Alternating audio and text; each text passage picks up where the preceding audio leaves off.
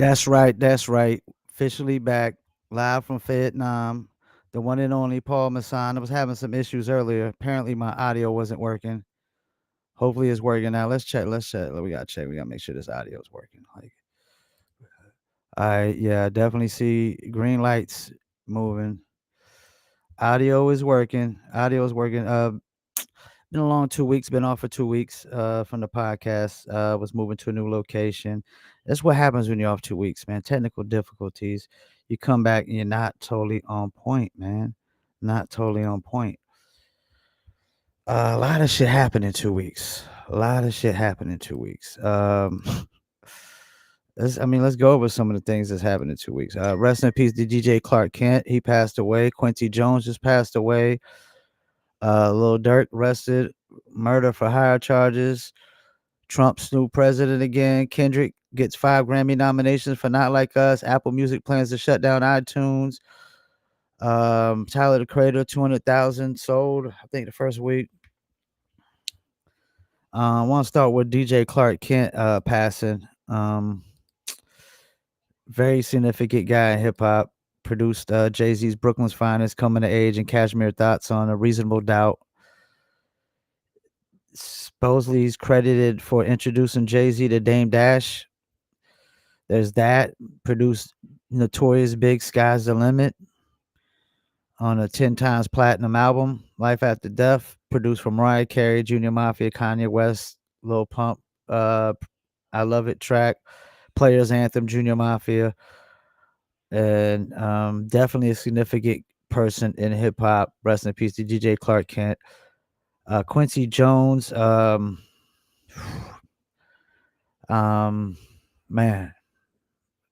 one of the greatest musicians of all time. Probably one of the most unappreciated musicians of all time, because people unappreciate jazz. A lot of people don't appreciate jazz that much. Um, we losing everybody, man. A lot of people passing away, man, in hip hop, in the music business. We just lost Fat Man Scoop recently. We just lost Chino XL recently. And it just come out recently that Chino XL passed away because of suicide, which is something that hits home with me because my pops committed suicide when I was 5 years old. And I've dealt with those thoughts when I was a kid and whatnot. But then I got hit by a car. Now I don't even want to leave this earth. Now I don't even want to leave this planet. Like, I don't want to go. You know.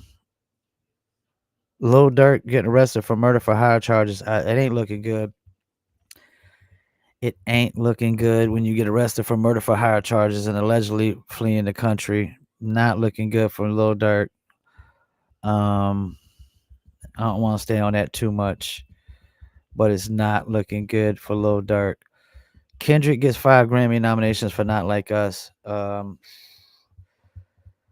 It's probably one of the most irritating songs to get 5 Grammy nominations, in my opinion. I'm with Steph Curry on this one. It's just like, it's an annoying song at this point. It's kind of irritating. It's not one of those songs I want to listen to over and over again. It's not. It really isn't. It isn't like Nirvana, Come As You Are, or even like Stakes Is High. The Stakes Is High, De La Soul, a track that you could just listen to over and over again. It's not one of those. It's annoying. But it does put the dagger into Drake, with the whole Kendrick and Drake situation. It just like amplifies it even more, solidifies him even more. I've always said Kendrick has been the greatest artist of this last decade or so, because he's actually had to put out less music to achieve that greatness. He hasn't put out as many albums as Cole and as many albums as Drake, and he's still been considered top 3 for a long time. I want to talk about this Apple Music thing that they got going on, and let me see. Let's go check out the comments. Do we got any comments coming in? Yeah, we got some comments. Let's overlay the comments. Sounds like audio is working. I'm glad to be back. Take 2 weeks off and you kind of get out of out of the zone, you know what I'm saying?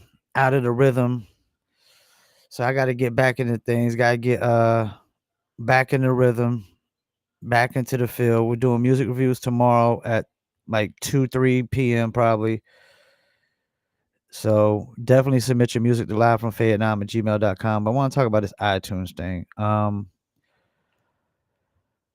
So iTunes is supposedly gonna be shut down by Apple Music. What's my first thought process on that? My first thought process on that is it's an attack on independent artists. It's a slap to the face to independent artists. Why do I say that? Because there's a lot of independent artists that rule on iTunes. You know, the Tom McDonald's of the world. I know an artist named Forgiato Blow who was on that Target boycott song that went number one on iTunes. Of course, Tom McDonald, Ben Shapiro, number one on iTunes. A lot of these independent artists go number one on iTunes a lot, because the majors only care about the streams, it seems like. They don't care about the digital downloads, but the independent artists do. So, thing with iTunes is if you get 1,000 digital downloads on iTunes, that's like 999 bucks.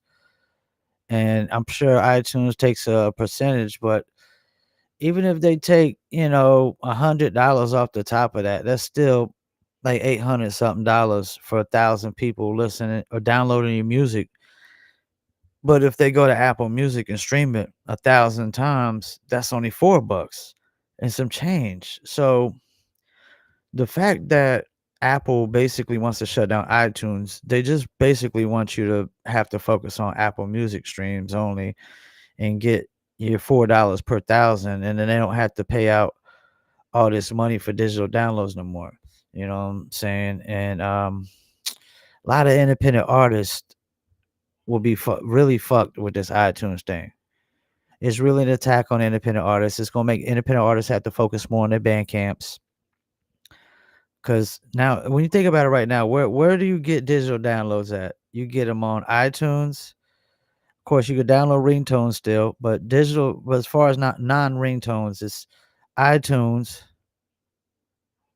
it's Bandcamp, and it's your own website. So once they take away iTunes, then all you got is Bandcamp for digital downloads and your own website. I don't know a lot of other sites that do digital downloads, especially that people actually going to buy digital downloads.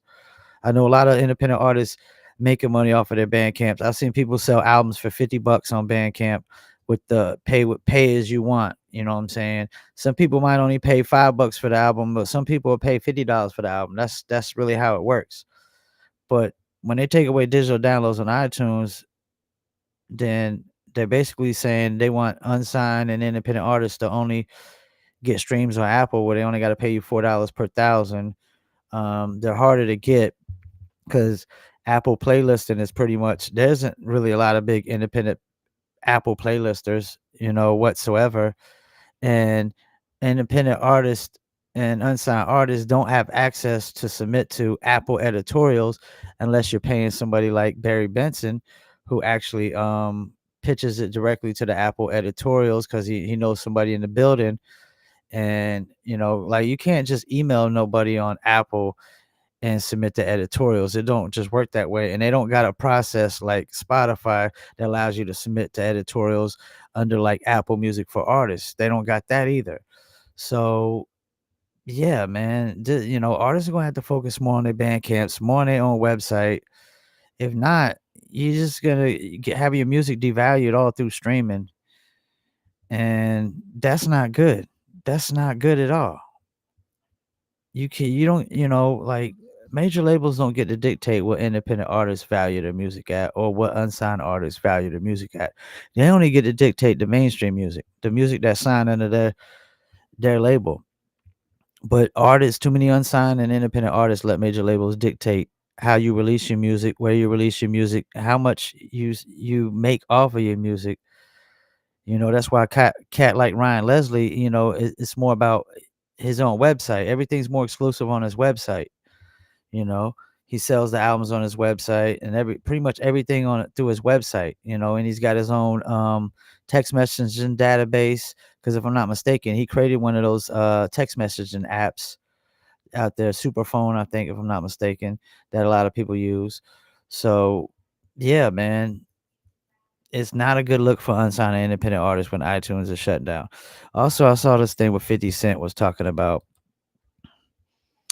the album experiences on Power 105 with Ebro and them, where he was just saying back in the days, like the album experience was like it was like a movie being released when you used to buy albums back in the days. And he's right about that. Like when Busta Rhymes dropped The Coming, like Busta Rhymes, like people were literally at Paradise Records before midnight waiting for 1201 to drop. So they opened the doors up and they let you go buy the album early at 1201 at midnight. And there was a line, man. There was a line of people just waiting to get in the door to buy the Busta Rhymes. I think about just like when 50 was talking about him and Kanye with the Kanye versus 50 Cent, like people were going to buy two of Kanye's albums just so they could beat 50. But 50, like that's the thing. Both people benefited on both sides. They both won out of that. And it was an experience, around people decide if they were going to get 50 Cent's album or they was going to get Kanye's album. And some people were probably getting both, but you had Kanye fans buying two Kanye albums at a time just so they could beat 50. And you don't get those kind of experiences anymore.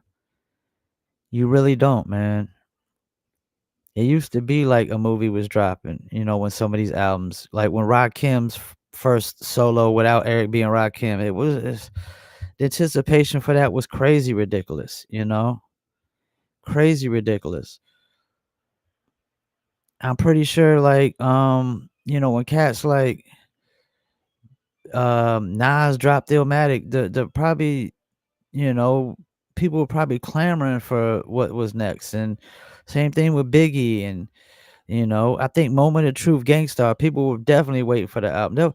Like that's the thing. There used to be albums coming up. Cannabis's album. People were like, oh my gosh, they thought it was gonna be. People were waiting to hear what Cannabis's album was gonna be like. He had the beef with LL and everything. They were just dying to hear what, and it was disappointment to a lot of people. The Cannabis album, it could have been a lot better, but there was a lot of anticipation around a lot of albums back in the days. You couldn't wait to hear their next project, Mobb Deep Infamous, man. I couldn't wait to hear what they had in store next. Couldn't wait to hear what Hell on Earth was gonna be like. People drop a single, you couldn't wait to hear the album. Wu-Tang, a lot of people, there was just people couldn't wait to hear that follow-up Wu-Tang album. They was clamoring for it. They was going crazy for that. When Tupac got out, he dropped the All Eyes on Me. Man, people were going crazy around that album. Fugees, man, the album was so huge. Lauryn Hill, I mean, there was just so many albums back then that people were just clamoring for and couldn't wait to hear what they were gonna be like, and everybody was running to go get them.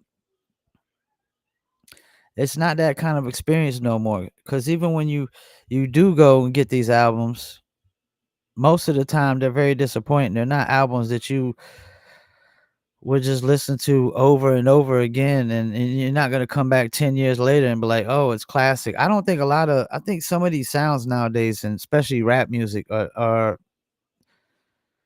they're not classic because they're not like when classic hip hop was being made, it was being sampled. It was a lot of sampling from classic music to make this classic hip hop that we talk about, you know? And that's just how I look at it, man. Like if a lot of this hip hop that we call classic hip hop was sampled from classic music, from other genres, from R&B, from soul, from rock and roll. I mean, the so many different classic songs from so many different genres.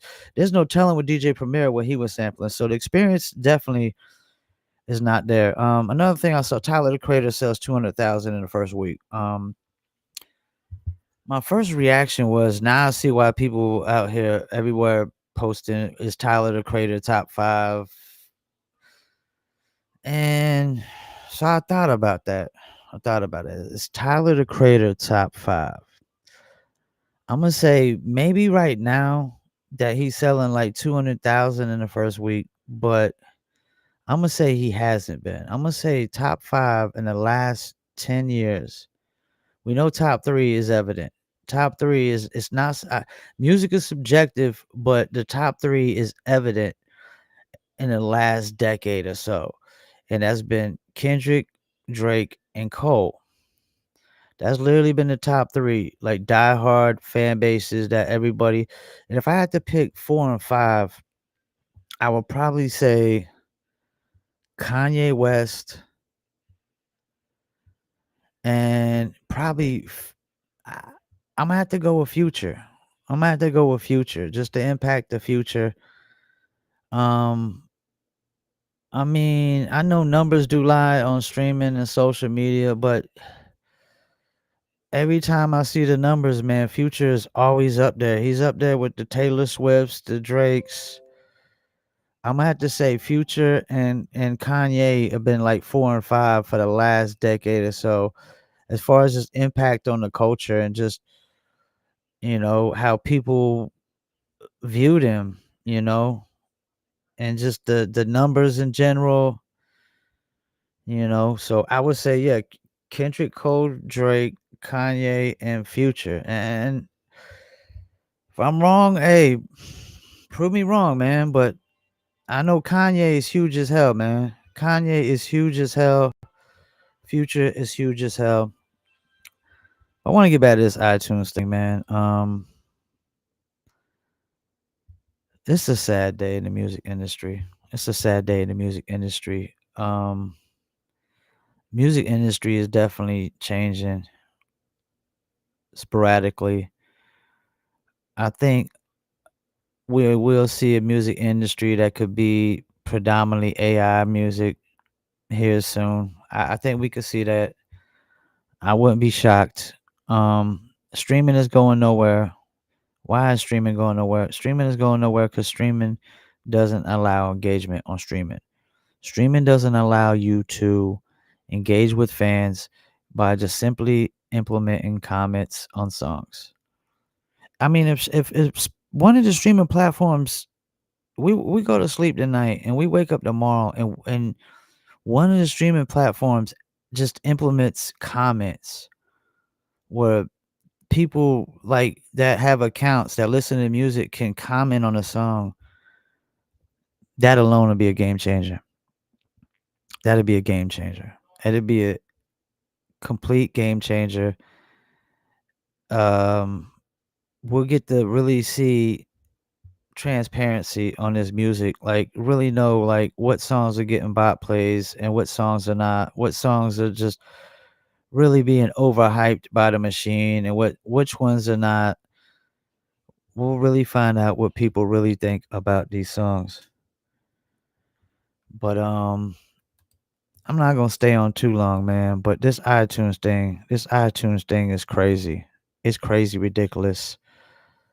Um, I think artists need to really, really focus hard on a game plan on how they're gonna promote and market their music. And I need to focus more on probably businesses because the way the music industry is going, it's really, really crazy the way the music industry is going.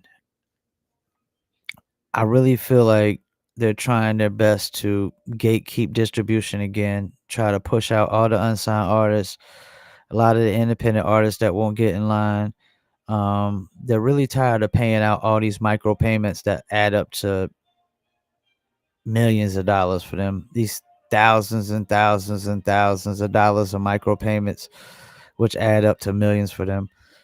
But yeah, streaming doesn't care about the unsigned artists. They don't care about the independent artists. They only care about their deals with the major labels. They're not allowing you to actually engage with fans directly like social media does. That's why YouTube, Facebook, Instagram, TikTok, these platforms will still always be the best places online, and offline is still always going to be torn. Torn offline and just hitting the pavement, getting your product and your merchandise and your brand out there into the world. And online, it's still gonna be YouTube, TikTok, Facebook, Instagram, and so on, man. And just any place where you can engage with fans. Even Reddit. I do very well on Reddit. 4 or 500,000 views on multiple posts on Reddit. You can get a lot of engagement. We can create a discussion around things. You know what I'm saying? And that's the best way to get engagement really on social media, period, is to just create a discussion around something. Just ask a question and try to get people to comment some answers.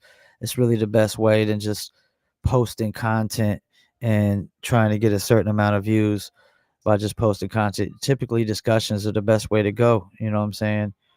And whatnot. So yeah, I'm about to get off here in about a minute or so. We're doing music reviews tomorrow, 2 3 p.m. Submit live from Fayettenam at gmail.com, MP3 only.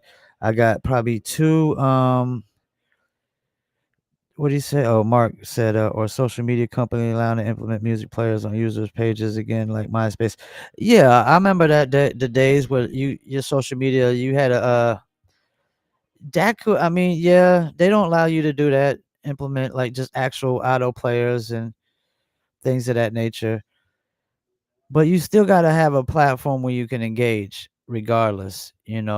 Like it's all about email database. It's all about text message database more than the email database, but you got to have a database of your fan base. If you don't got a database, you have no fan base. I repeat, if you have no database, you have no fan base. You have no consumer base, you have no customer base. Fortunately, I have a database, an email database, but I'm slacking on my text message database. But I do have an email database of my customers. And I definitely need to focus more on businesses because the music business is like it's in shambles. Independent artists don't know, and unsigned artists don't really know what to do. They don't really know who to trust. But you gotta trust somebody. You gotta trust somebody, and you gotta market and promote your brand, your product, your music. It doesn't matter what is it. Even if it's not a music business, you gotta market and promote it. So you gotta be able to trust somebody. You gotta be able to trust somebody. Um, did I miss anything? iTunes is gonna be shutting down. That's crazy. 50 talking about the album experience. Rest in peace to Clark Kent. Rest in peace to Quincy Jones. I'm not even gonna talk about politics. I'll save that for the Paul Pickett podcast. Also, yeah, got new interviews coming on the Paul Pickett podcast. Should be interviewing, I think, Mike Hansen again here real soon, and we'll be reaching out to some other people here real soon to basically get some new interviews under my belt for the bare knuckle BKFC fight. And so check that out, Paul Pickett podcast on YouTube, Facebook, Instagram, and all the social media platforms. Of course, live from Fayettenam will be every Friday. And I will probably get back. I'm probably going to start going Fridays at 5, 6 p.m., at the new location. And, music reviews is typically whenever I feel like to go live with the music reviews. But every Friday we're going live. If it's not just me, I'll be interviewing somebody. I'm gonna start setting up some more interviews. My last interview was CMG for the Conscious Daughters a couple weeks ago. Go check that out. I also had Nonchalant on recently. Of course, we got the Pace One, Smooth the Hustler, Elder Sensei. Did we the Elder Sensei recently? So go check that out as well. And should have some new interviews on the way here real soon. All right, well, we're gonna call it a night. It's 30 minutes in. Of course, we had audio issues earlier. So sounds like my audio is working. Got to get a new light for my green screen so it ain't gonna be as blurry. If not, I'll just go green screen for a hot minute. You know, and oh man, I got a lot of songs. I got a lot, Mark. I got a ton of songs, dude. I got 2 weeks of submissions, so I got a lot of submissions we got to go through tomorrow, and probably 2 to 3 p.m. So definitely tune in. All right, we about to call it a night, man, and I got to get some things situated. Appreciate anybody tuning in, anybody to comment, Instagram, Facebook, YouTube. Uh, I got your submissions too, Mark. We're gonna get into at least one of them tomorrow, and maybe two, depending on how I feel, because I'm gonna have a bunch of submissions. And you know what's crazy? I probably got like 500, 600 like metal submissions. I literally probably got to do like a metal day because I got 600 metal submissions alone. Progressive metal, death metal, heavy metal, all kinds of metal. And I'm no metal expert, but music is music. Appreciate y'all tuning in. We back live from Fayettenam, one and only Paul Masson. And go check out the Paul Picker podcast. Oh, don't forget New Litter Apparel. T-shirts I'm wearing right now, available at millions.com. I repeat, millions.com. Go check it out. All right, peace, and I'm out.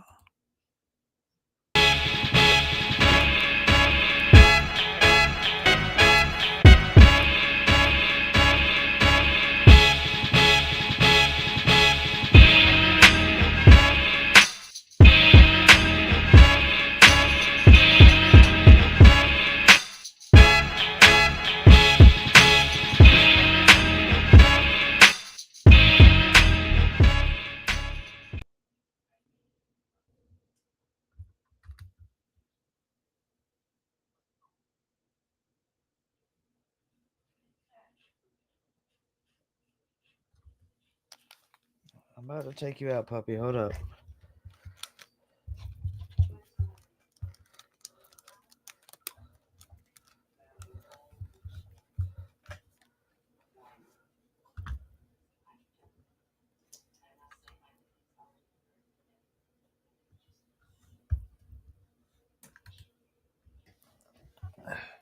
Hold on, I'm about to get you out. Hold up.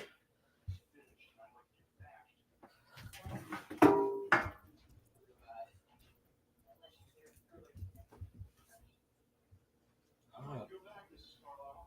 Let me see. Is it dark in there?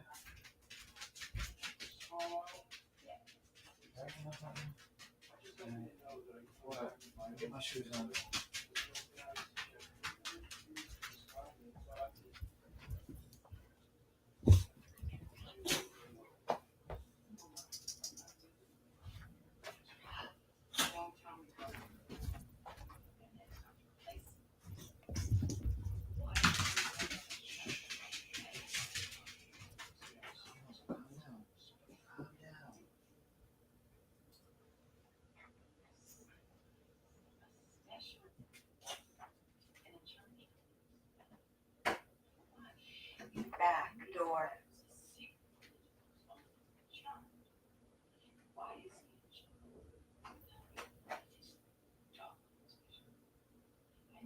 Calm down.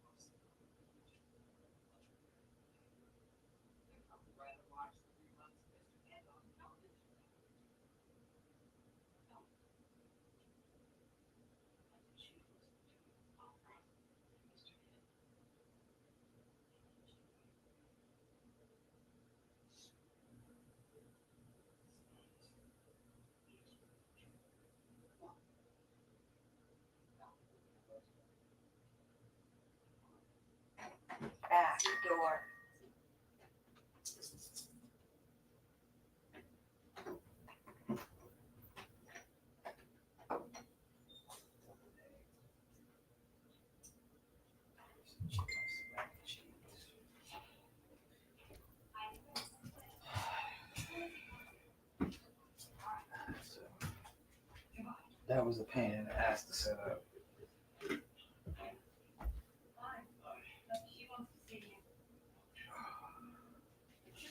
I need to get another.